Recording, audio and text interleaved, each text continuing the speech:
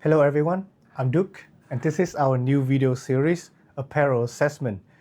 In this series, we're going to give you a unique perspective of how a textile manufacturer look at a garment. We're going to pick a garment and analyze it stitch by stitch, and then to provide you with our honest take on the garment quality and construction.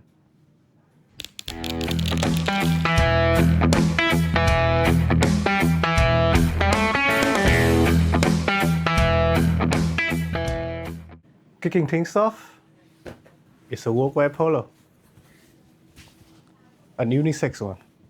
A product like this, it doesn't have to be flashy in terms of designing, but a workwear polo always have to be presentable, comfortable, and functional. On the first look, this product have a collar ribbing, an armhole facing, a main label, and a size label. It has 3 snap buttons and an orange piping over here, and of course a care label. Regarding to this care label, is 50% polyester and 50% cotton. So this is a really common composition for a polo fabric. Really similar to what you usually see on Lacoste or other brands of polo. And I want to show you a little bit more about the fabric. This is a double piqué, a knit fabric. So a double piqué blend between cotton and polyester.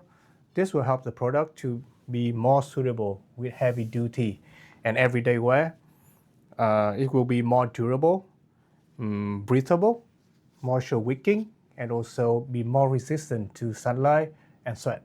Now, let's dive into all details of this product and discover how all of these pieces are put together.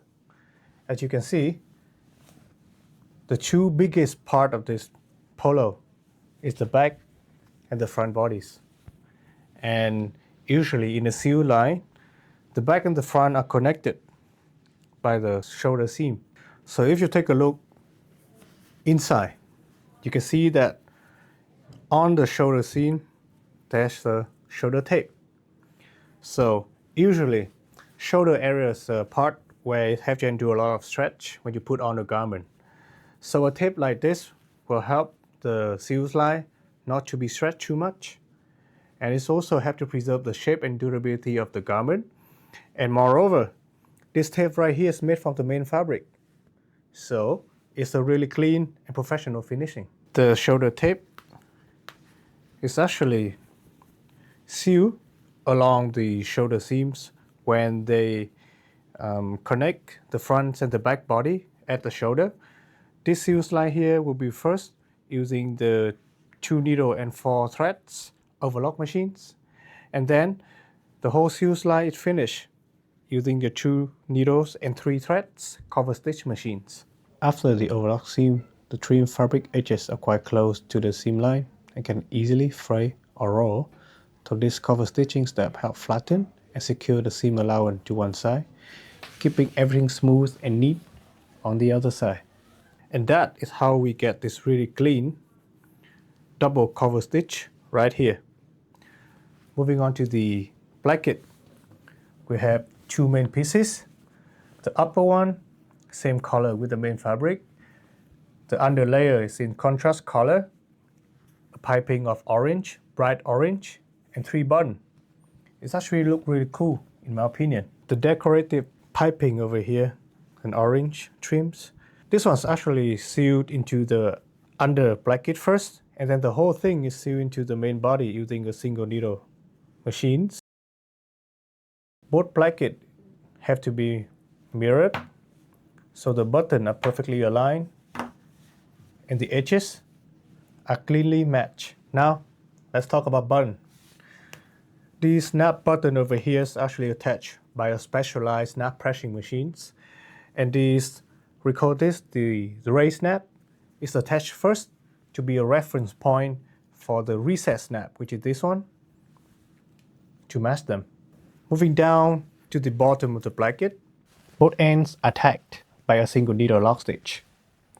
Fun fact, The original Placket is actually a little bit longer than what you see now. After bar tacking, the excess is trimmed off using an overlock machines, which give us this clean corner finish. And to keep everything even more secure, the raw edges left from trimming are reinforced with another bar tack. These are also done with a single needle machine.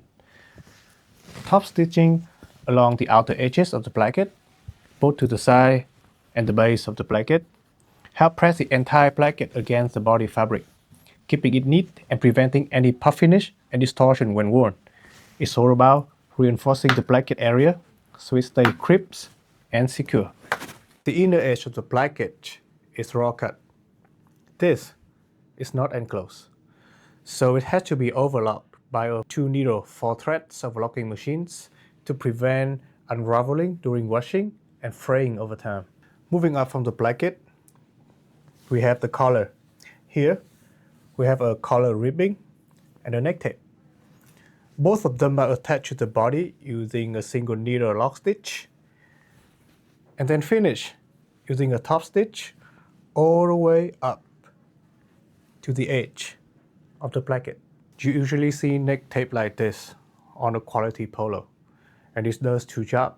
First, it's reinforced the neckline so the shape doesn't change after repeated washing or wearing, and secondly, it hides the seam line so it's more tidy, cleaner, and softer on the skin, prevents scratchiness. And you can also see over here the main label and the size label is attached to the body using a single needle machine. Now let's move to the side. And you clearly can see over here there's an armhole facing in between the sleeve and the main body. And let's see how these three pieces are put together. Okay, so in mass productions, an armhole facing will be first attached to the main body by a 2-needle and 4-threads overlock machines, and then the sleeve is attached to the armhole facing by the same machines. And after that, these two lines over here are finished by a 2-needle and 3-threads cover stitch machines, and the side seam is finished by an overlock machines from the sleeve to the underarm to the bottom with the care label attached along the way. So that leaves us with only the helm and the sleeve opening left, and obviously they are folded inward and finished by a cover stitch machines. And there should be some bar tacks along the way. There's one over here, there's one over here, and there's one over here. So these bar tacks is basically to prevent the threads from breaking at any point. They are here for safety measures. Okay, now let's do some overview and grading of this product. This product is made from 4 different machines. There will be single needle machines, there will be cover stitch machines, and there will be overlock machines, and also snap button pressing machines.